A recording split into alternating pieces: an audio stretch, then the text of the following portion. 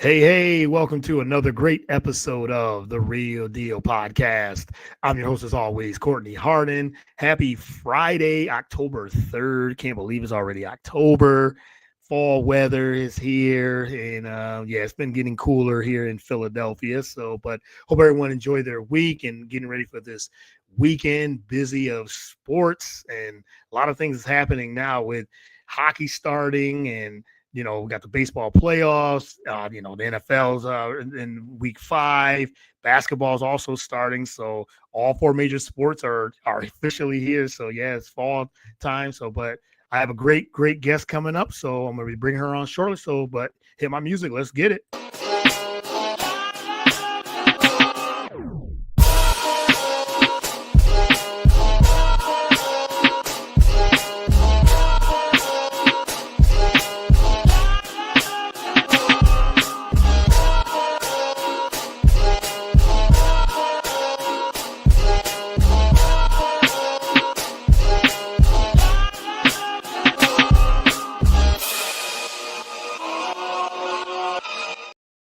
All right. Once again, welcome to another great episode of the Real Deal Podcast. Happy Friday. I'm your host, as always, Courtney Harden.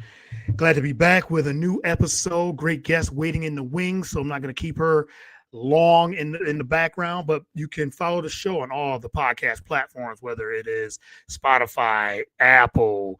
We're also on YouTube, BS3 Network, BS3TVLive.com.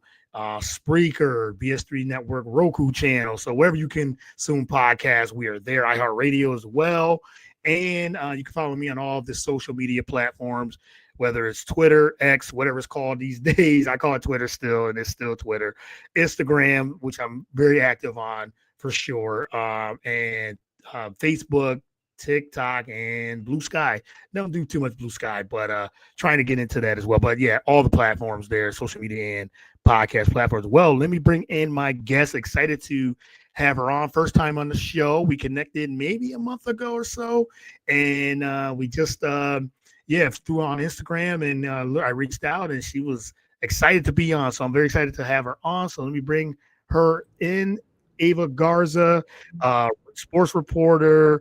Also, she has her own podcast, and Off the Bench host as well, and the College Football Network. She does a little bit of everything too. Vipe Houston. So get into what she does and everything. So Ava, welcome to the show. Really appreciate it. Yeah, of course. I'm super, super excited to be here. Yeah, I'm excited to have you on. And as you said, we've been talking for a couple of weeks, maybe over the last month, and we finally got this going. So I really appreciate your time and appreciate you jumping on as well. And hopefully I got everything that you do, because you do a little bit of high school sports, college. You do a little bit of everything, right? A little bit of everything. It keeps my life busy. I don't like to sit still. So it's right. There's nothing wrong with that. And but I'm glad to get to know you a little bit. And and like you said, you're usually on this side, so I'm going to be interviewing you.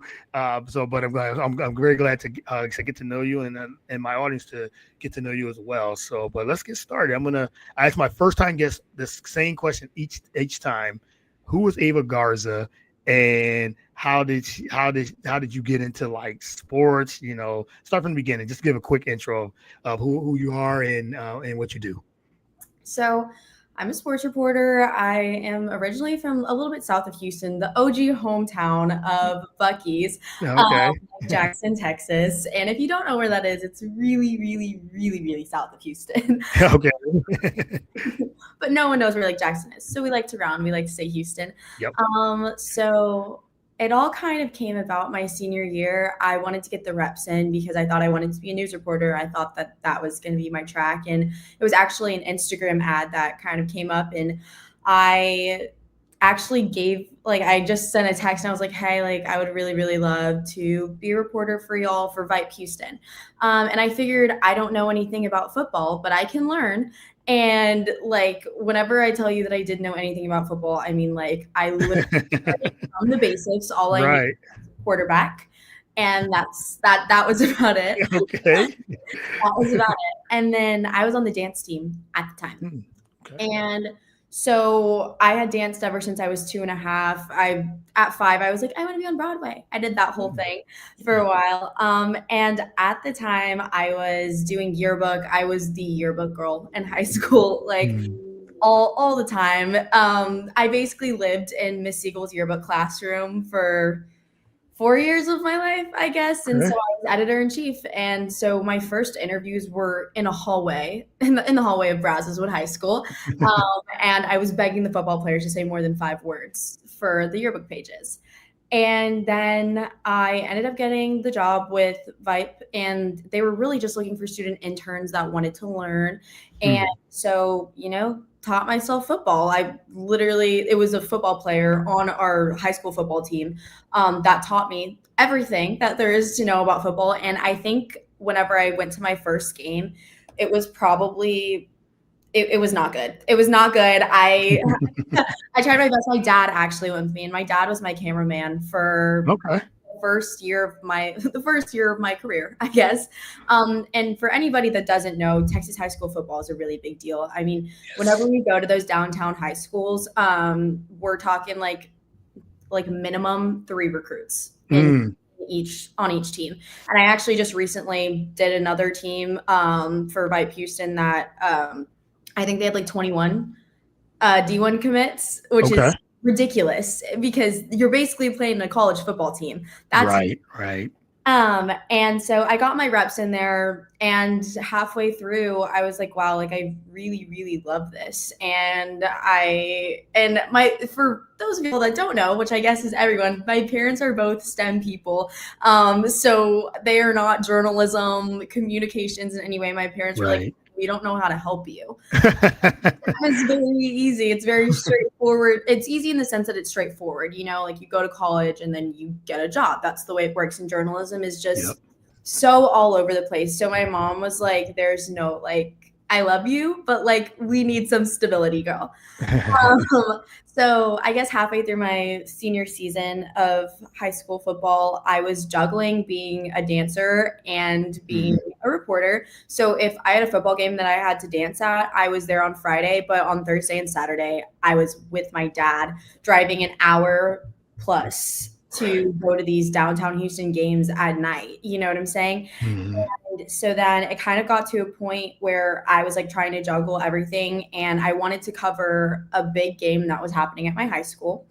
And they were like, you can't do both. And I was like, okay, I quit. Oh, And okay. so I quit the dance team. Mm. And that was the curveball that I think no one was expecting from me. And I think everyone that knew me up until that point was like, there's no way she's going to go and be a sports reporter. Like Mm. Ava, Ava Garza, her. There's no way. But I always like to say that that's whenever Ava Garza turned into the Ava Garza, because my Instagram bio right now has the Ava Garza in it, because it was like a little nickname thing. Because whenever I would interview, all the football players are like, where can I find these interviews? And I was like, oh, it's easy. Like my name is Ava Garza, so just look it up on Instagram. It's there. Right. And they were like, yeah, but like I've looked at it before, and like which one, how do I know that it's the Ava Garza? Like how do I know? So then I put the Ava Garza in my bio, and ever since then it kind of stuck. It was always Right. way, but so now all of the guys, like we all joke around, they're all like the Ava Garza. Like it's like a running joke. The Ava Garza, yes. And then I guess last year I did Tiger TV, and that was awesome. I had a great experience. It's a student media at LSU, and it was awesome. I got my reps in. I got to talk to obviously amazing LSU athletes were in everything. Yeah. So I was doing everything from swim to football. And then it kind of like I just felt like I was like, man, like I feel like like I got to where I could go in Tiger TV. Like Mhm. I think it's time to try something new. And then and then Vipe reached out, and I took an internship with them over the summer, and then they offered me the position to be the Thursday Night Showdown girl. Mm. And it's been fun. It's been fun. It's live TV, and that's Right. what I've never done, because Tiger TV is on YouTube.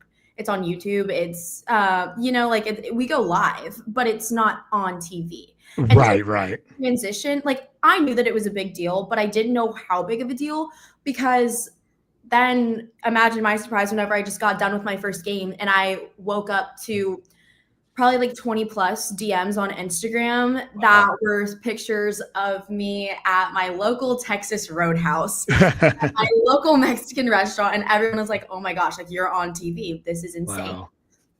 Because we've had some amazing people come out of my high school, but I think we haven't had any journalism people come out of that. Not that I know. And so I think it was kind of like a first time thing, seeing someone like that kind of come out and they were like, you were in high school, like you quit your dance team for this. And like, here you are actually doing it. And I think it kind of just set everything in. And I was lucky enough that Baton Rouge train gets crazy here. I was lucky enough that Jim Cross actually asked me to come be on his podcast, same as you. He was like, "Hey, like we'd love to catch you for an interview." And at that time, so I guess it was over the summer, I didn't realize. I did realize I was like, this is a really big deal because he interviews LSU athletes, and my mom always tells me that I need to be like confident and like know how much I've grown in the past couple of years, and kind of know my worth as a reporter. Yeah. And so it was so insane to me that someone that interviews all these collegiate athletes, MLB, NFL, like you name it, he's probably MMA fighters. You know what I'm saying? Like you name it, he's interviewed them, and he wanted to talk to me about my job. Like, are we for real? I felt like, I'd started a year and a half ago. It didn't feel like I probably should be getting interviewed about it. And then I got on the podcast and I, told my story, and then he ended up reaching out and wanted to see if I wanted to co-host it. And so I was like, okay, this is something new, like I've never actually done a podcast before, like I started with, Voice of College Football over the summer as something to do. You know what I'm saying? Like it was just something like a hobby, or you just want to just say, hey, I want to try this and do this. Yeah. And I love talking to recruits, and I will tell anybody, like if I have the option to, I will always stay in college football. But really I found a passion for talking to high school athletes. Right. I think that there's so much potential in them. Like they can literally do anything with their life. You know what I'm saying? And it's just been so amazing to watch them grow. People that I interviewed, like I was sitting there, my dad was holding the camera for me. And they're like star football players at Vanderbilt. You know what I'm saying? Like that's crazy. And so that return on like the feelings of getting to see them. I mean, at LSU, I go to all the games, obviously, but seeing all the people that I interviewed and they're on the field, and I'm like, oh, my heart. I mean, obviously, I want LSU to win, but it's amazing because it makes it so much more personal. So I got really, really lucky that Off the Bench wanted me to come on and stay on, and so that's kind of how everything came about to now. I love it. I love that story, and I always when I interview so many different people in this industry, whether it is reporters or content creators or athletes, coaches, it's always interesting how everyone gets started in the business, because it's always a different path. Like you said, you went from being on the dance team, and then you said you wanted to cover a game, and then they wouldn't let you because of I guess conflict, supposedly. Like you say, I can try to do both. No, you're going to concentrate on one or the other. You're like, okay, well, all right then. So you said you had passion for dancing. Do you miss that part of, you said you kind of said, hey, I'm done with it and I want to do this. And now you say, here you are now and able to, you said, interview and being a reporter and doing a great job with it too. Do you miss a little element of that? Or this is where I needed, this is where I want to be, this is where I need to be? I miss dance in the sense that like it felt kind of like a creative outlet, I guess, in a way. Right. And I think I just done it for so long that like I felt like that was what I was good at. My sisters, the middle one is an athletic trainer and the younger one is the athlete of our family. And so I felt like that was always just my thing. Like Ava does dance, Autumn is an Yeah. athletic trainer, and Addie is, she's our everything athlete. And so I think if you would have asked me a year ago if I missed it, I would say yes, I miss it so much. Yeah. But now I think that I feel like being on camera is just as much of a creative outlet as dances, if not more. Yeah. Hmm. Yeah. Okay. Yeah. And it kind of, and it helps too. I'm sure like, and it's funny because a lot of like journalists um, and reporters, if they started saying dance, I heard some people said they wanted to be on Broadway, or they've done some either Broadway acting. And I'm sure it helps. It helps because he said this is it's a transition that you're thinking, oh, I can do this journalism just in general, just practice of dancing and everything. And now I'm on camera now and doing things, and on, as you said, on YouTube, or and video and things like that. So some way, I'm sure it helps your confidence. As you said, maybe you just now building more confidence and being on camera, being in front of, or interviewing and things like that too. So I think it's a transition that now that you're doing reporting full time now. Yes. Yes. Yeah, for sure, for sure. All right, let's get into some of the journalism and everything too. You said I love that you extended that your story and told your story about it. One of your favorite? What's one of your favorite elements of reporting and journalism, or do you have like a favorite moment, or someone that you've interviewed that over the last 2 years? Oh gosh, I've talked to so many amazing people. Like I've been so lucky with how many amazing people I've Yeah. been able to catch up with. But the biggest one and most notable one was the Hakeem Olajuwon story. Mm, And okay. everyone knows who he is. And I think that if I was someone that watched sports from the get-go, I probably would have freaked out. But I didn't. I got to Right. interview kids because they go to Clements, which is a high school in Houston. And I have the best mentor that a girl could have asked for. His name is Zach Tawatari. He works for KHOU 11 in Houston. And Mike Orta, who now works for Space City Home Network. But they actually, Zach was amazing. He was like, hey, we're doing this interview, and I think that it's a really great opportunity for you to just come and be there. We can put together a story for you, but I think that it would be really, really great if you just saw what we do on a daily basis and like how the process of getting a story. Yeah. So we go, and I'm at Clements High School, like it's a normal day, and then 7-foot Hakeem Olajuwon gets out of his car and is walking, and I'm like, this is just like not real. Like this is a not real experience Yeah. now. And so I interviewed his kids, got to be around him, and that was insane because he was just Mhm. watching his kids like practice.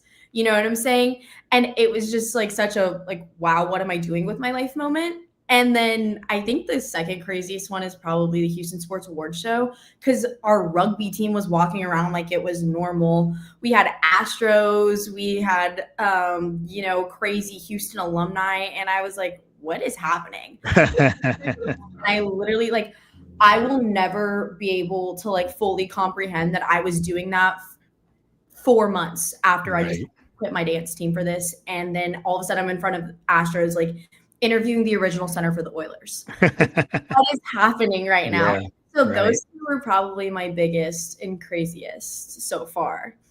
I love it. Yeah, I mean, Hakeem Olajuwon, one of the all-time greats, basketball players, athletes in general, and I'm sure that was like that. Yeah, definitely a huge moment.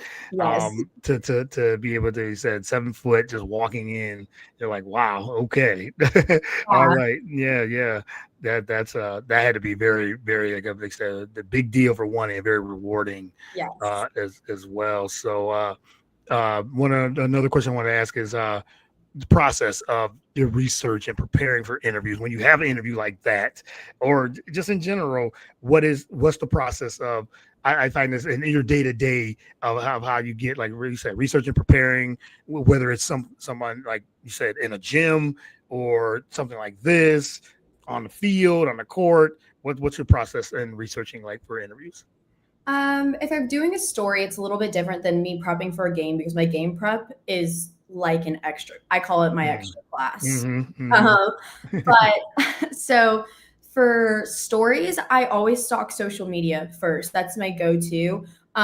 Do they have a dog that they're obsessed with? Or is like anybody can talk about sports. It's all about finding for me, I like doing stories that aren't really about sports. It's about the person.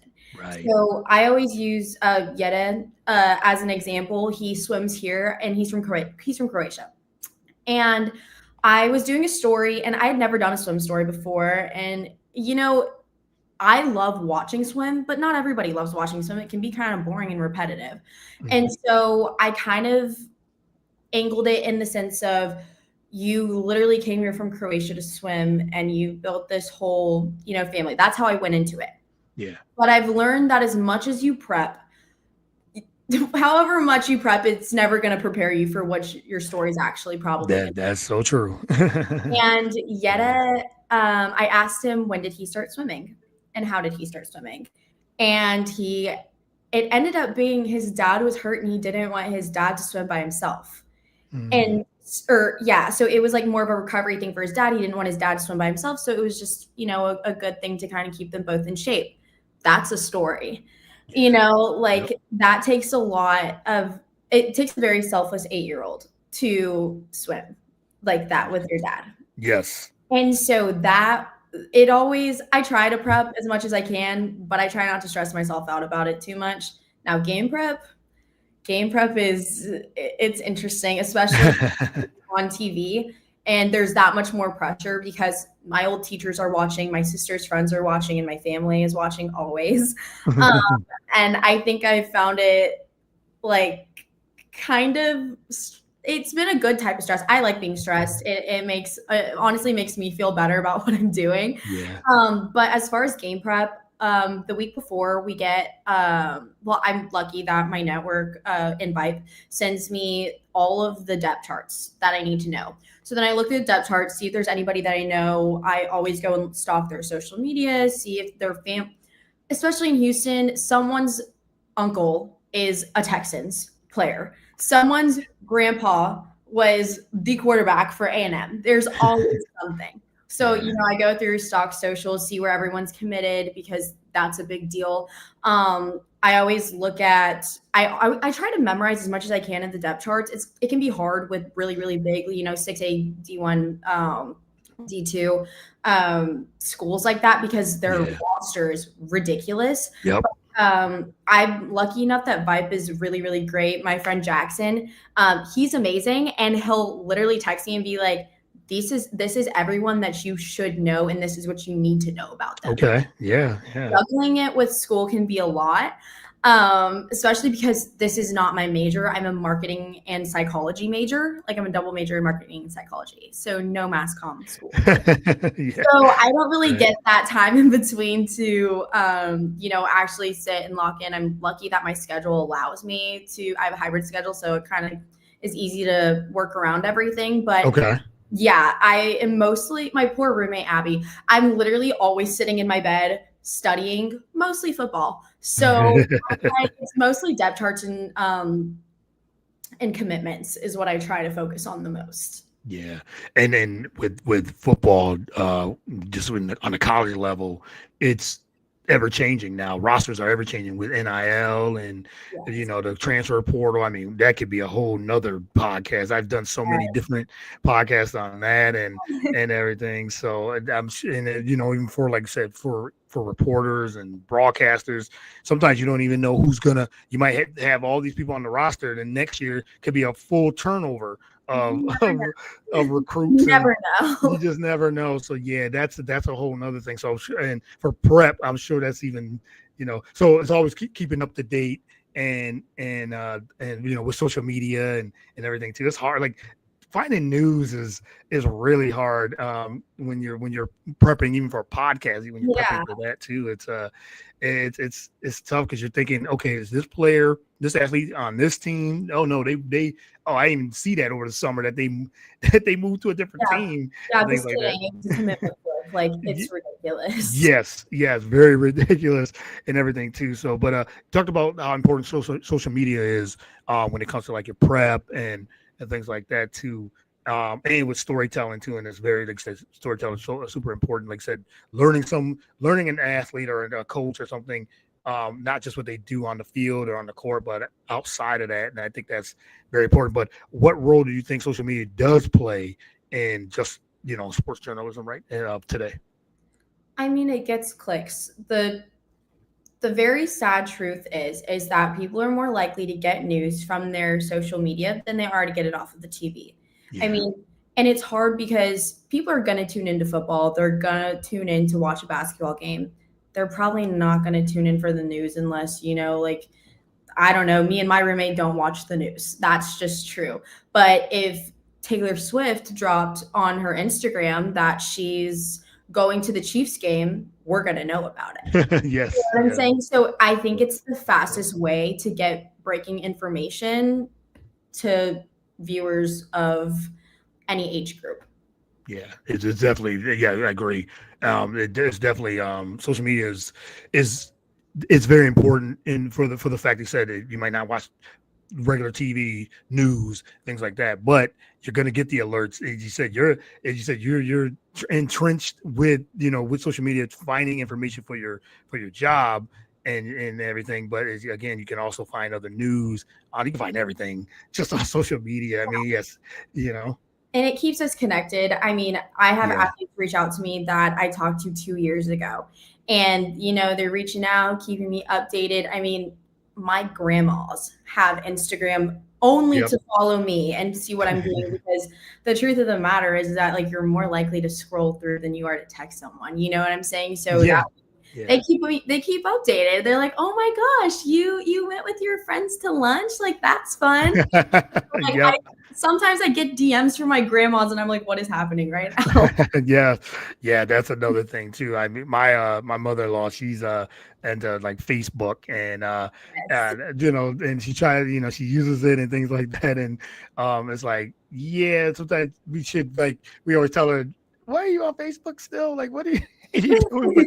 But it keeps us connected, and it's an outlet for just to scroll and everything too. And I think another thing too, I think what's important with how social media plays a role is connections and networking, and that's how we met, just off a connection of that, just from Mhm. there that algorithm brought us to our pages together. And like I said, I reached out to you, and we followed each other, and here we are. So I think that's a so is it I mean, yeah, social media can be toxic in a lot of ways too. That's the bad about social 100%. media. But there's a lot of good in social media when it's used the right way of connecting and networking. I think that's the most important, especially for the things like we love to do, podcasting and reporting and things like that, and just keeping up on things and reaching out to. I think that's a really good way to connect Mhm. on for social media as well. So, but yeah, I just got a couple more before I let you go. I mean, you're really enjoying this conversation as well, just to get, like I said, get to know you and everything. To talk about your podcast,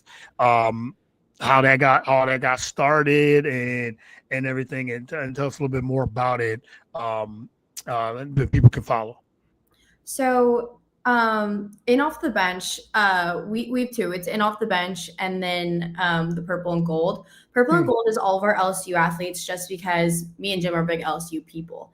Yeah, So, yeah, we kind of just took away the LSU athletes out of the in off the bench one, just so there's a place that like you can just go see everything LSU on there. And it's been so amazing to kind of get to talk to them because the great thing about there's good and bad in social media, yeah. but I think that it takes people down. Personally, I love it because it brings people back down to earth.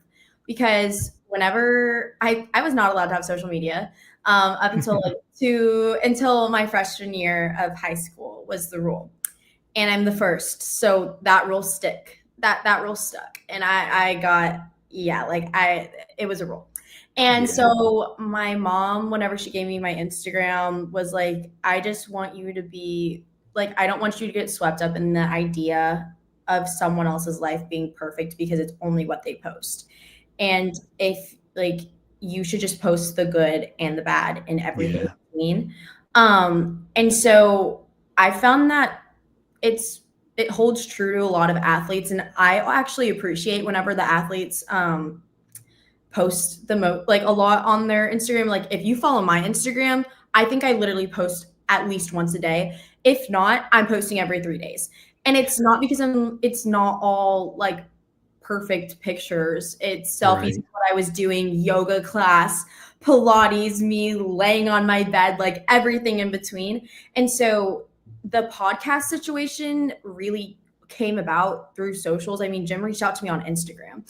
And so the podcast itself has been an amazing experience just because it connects me with so many people. And it's even crazier because sometimes they'll be like, yes, ma'am. And I'm like, you are older than me. You're I'm 19. I'm a baby. You're fully 23. You know what I mean? Yeah. So the podcast has been so amazing because it's been a big connector, and in Yeah. this industry it's all about connections. So it's been really, really amazing. And Jim is an amazing co-host. He's very, very supportive. He's great to work around my schedule because God knows that I am literally always running, like I said. But the podcast, and off the bench has probably been like one of the greatest things to happen to my career. All right, that's good. I love it. I love listening to different podcasts and just to see the guest, how you approach the podcast, the interviewing, the storytelling, and I think that's it's amazing that you're able to have a platform to be able to share your guests' stories and things like that. So it's incredible. So congrats on everything you got going on and everything too. So I appreciate you doing this as well. I just had just one more question, and this is just a general your long-term career goals. If you think about it, it don't have to be 10, 15 years, and we just don't know what's gonna happen in 15 years. But yeah, some like goals or things you would like to do or accomplish in the next year or two. I'm like literally obsessed with Molly McGrath. Anybody that knows me knows that Molly McGrath is literally my queen. Okay, yeah, Molly Met her, McGrath. but I've seen her obviously at all the LSU, or like at the LSU games that she covers. She was there for the Texas Bowl, and whenever I saw her in person, I legitimately was like tearing up. And it was like, I'm obsessed with her. Her and Erin Andrews are just like my people. Like those are my girls. But I love, love, love Molly McGrath's job. Like I told you, I like the NFL, but I feel like I just would love to stay in collegiate Right. athletics. It's just, I literally want to be Molly McGrath. Like I want to be her. So long term, I want to be Molly McGrath. Short term, I obviously need to finish school, but I would love to be an in-house reporter for an athletics team, specifically football. Fingers crossed, but I'm open. I'm open. I love baseball too. That one's been a growing one, but I would love to be an in-house reporter or host for or like for an athletics and maybe even LSU. That would be amazing. I'm a diehard Tiger, so it would be awesome to get to hang out here for a couple more years. All right. Well, yes, that's hey, you said you can keep up, what you're doing and all the hard work and dedication. And you said you're interviewing, you're prepping, you're researching, doing all the things that's necessary and everything too. So I'm sure you said school, finish school first, and then you can then sky's the limit. So yeah, I can't wait to see what's next for you and everything too. So, but I really appreciate this conversation. I mean, we could have even dove even more deeper into some other things, but we got to do this again for sure. I would love to have you back on to talk, talk even more LSU football and see what happens, towards the end of the year. Maybe by end of the college year, I'll bring you back on, and we'll deep dive more into that and some NFL and yeah. So also love of Houston, and you said you're right outside of Houston. That sport. I know, are you a Rockets fan? Are you all those Houston Texans on the professional level when it comes to that?